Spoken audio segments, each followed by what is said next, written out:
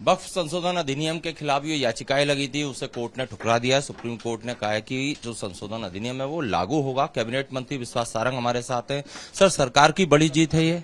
निश्चित रूप से देखिए, सरकार, मोदी जी की सरकार हर एक मुद्दे में सकारात्मक सोच के साथ कानून बनाती है। हम देख रहे हैं कि वक्फ की संपत्तियों पर चंद मुस्लिम नेताओं ने अपने ऐशो आराम के लिए बेजा कब्जा किया था। सही मायने में तो वक्फ के पीछे का जो कॉन्सेप्ट है, जो धारणा है, वो है कि वो बच्चे जो जिनके माता पिता नहीं हैं, वो गरीब जिनको सेवा की जरूरत है, उनके जीवन में खुशहाली लाने के लिए वक्फ की संपत्तियों का उपयोग हो, उनके किराए का सदुपयोग हो। पर हम देख रहे हैं कि चंद मुस्लिम नेताओं ने अपने बच्चों के ऐशो आराम के लिए उन संपत्तियों पर बेजा कब्जा किया था। और ये जो कानून केंद्र सरकार ने बनाने का निर्णय लिया, उससे उन वक्फ संपत्तियों का सदुपयोग होना था। पर चंद लोग जिनका बेजा कब्जा था, उन्होंने इसके खिलाफ जो याचिका लगाई थी, आज सुप्रीम कोर्ट ने उसको खारिज किया है। मुझे लगता है कि ये उन नकारात्मक शक्तियों पर करारा कुठाराघात है जो कि बेजा कब्जा करके वक्फ संपत्तियों का दुरुपयोग कर रहे थे।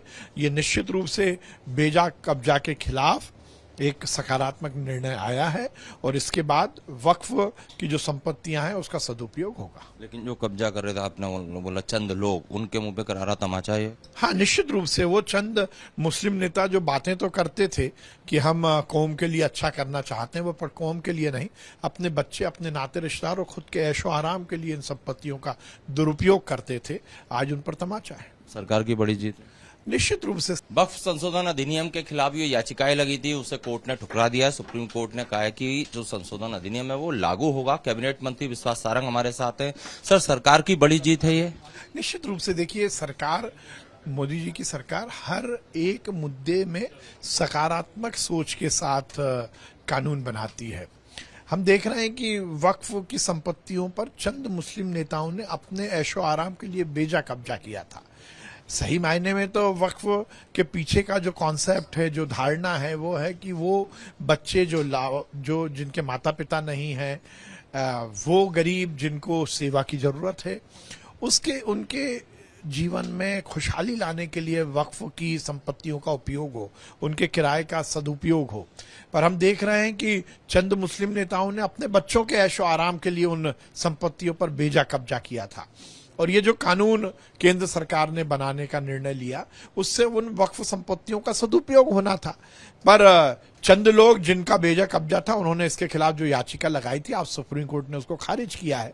मुझे लगता है कि ये उन नकारात्मक शक्तियों पर करारा कुठाराघात है जो कि बेजा कब्जा करके वक्फ संपत्तियों का दुरुपयोग कर रहे थे।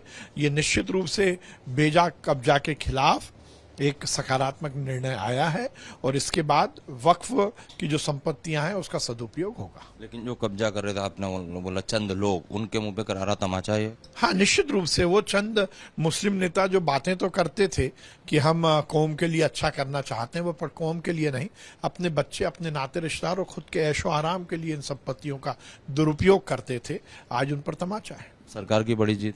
निश्चित रूप से